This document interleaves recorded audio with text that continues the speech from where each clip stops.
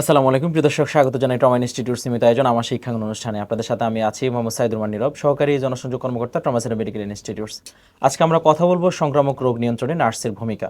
এই বিষয়ে কথা বলার জন্য এই মুহূর্তে স্টুডিওতে উপস্থিত আছেন আমাদের শ্যামলী নার্সিং কলেজের একজন শিক্ষার্থী। আমরা সরাসরি পরিচিত হয়ে নেব তার সাথে। কেমন আছেন? ভালো আছি। দর্শকদের উদ্দেশ্যে আপনার পরিচয়টা দেবেন। আসসালামু আলাইকুম, আমি পারবিতা আফরোজা, শ্যামলী নার্সিং কলেজের 23 শিক্ষা বর্ষের একজন শিক্ষার্থী। আপনার হোম ডিস্ট্রিক্ট কোথায়? নরসিংদী। আপনি কোন স্কুল এবং কলেজ থেকে পড়াশোনা করেছেন? আমি এসএসসি পাশ করেছি খিদিরপুর বহুমুখী উচ্চ বিদ্যালয় থেকে, এইচএসসি দিয়েছি খিদিরপুর ডিগ্রি কলেজ থেকে। এসে আমাদের অনুষ্ঠানে আপনাকে স্বাগত। প্রথমে জানতে চাইবো যে সংক্রামক রোগ বলতে আসলে আমরা কি বুঝি? ধন্যবাদ। যেসব রোগ ভাইরাস, ব্যাকটেরিয়া, ফাঙ্গাস, প্যারাসাইট দ্বারা ছড়ায় সেগুলোই সংক্রামক রোগ, যেমন ডেঙ্গু, কোভিড-19, কলেরা, ইনফ্লুয়েঞ্জা। সংক্রামক রোগ নিয়ন্ত্রণে নার্সের ভূমিকা কেন এত গুরুত্বপূর্ণ? নার্স রোগীর সাথে সবচেয়ে বেশি সময় থাকে, সুতরাং রোগ শনাক্তকরণ, আইসোলেশন, হাইজিন মেনটেন ও রোগীর শিক্ষা সবচেয়ে বেশি নার্সের উপর নির্ভর করে। এমন রোগ ছড়ানোর প্রধান কারণগুলো কি? Droplet, airborne, faecal, oral, blood transmission, vectorborne প্রধান উপাদান। নার্সরা কিভাবে প্রাথমিক পর্যায়ে রোগ শনাক্ততে সাহায্য করবেন?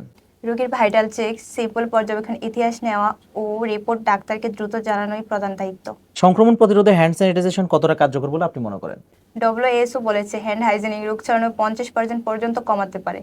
নার্সরা নিয়মিত হাত ধোয়া ও রোগীকে তা শেখান। পিপিই ব্যবহারের সম্পর্কে নার্সদের ভূমিকা কি?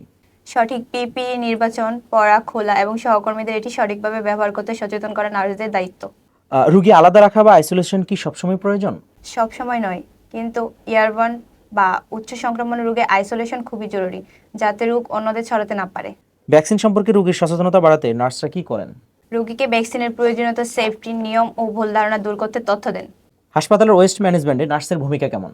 ইনফেক্টেড ড্রেসিং, সুই, গ্লাভস সব সঠিক বিনে ফেলা ও স্টাফদের নিয়ম মানতে সহায়তা করেন। রোগীর পরিবারকে কি ধরনের পরামর্শ দেওয়া হয়?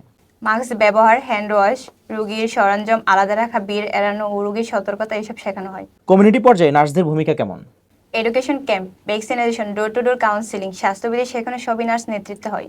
আপনার কাছে শেষ প্রশ্ন, সংক্রামক রোগ নিয়ন্ত্রণে নার্সদের সবচেয়ে বড় শক্তি কি?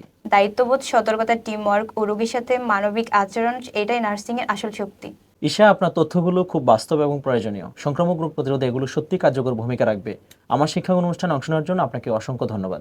আপনাকেও ধন্যবাদ। আমি বিশ্বাস করি স্বাস্থ্য সম্পর্কে সঠিক জ্ঞান ছড়িয়ে দিলে অনেক মানুষ নিজে এবং পরিবারের প্রতি আরও সচেতন হতে পারবেন। প্রিয় দর্শক, আজকের আলোচনা থেকে আমরা বুঝতে পারলাম সংক্রামক কোনো সাধারণ বিষয় নয়, এটি স্বাস্থ্য ঝুঁকিও বাড়িয়ে দিতে পারে। তাই প্রয়োজন আমাদের সচেতনতা, সঠিক অভ্যাস ও সময় মতো যত্ন নেওয়া। সবাইকে শ্যামলী নার্সিং কলেজের সাথে থাকার জন্য আন্তরিক ধন্যবাদ। আজকের মতো এখানে শেষ করছি। দেখা হবে পরবর্তী পর্বে। ততদিন ভালো থাকুন, সুস্থ থাকুন।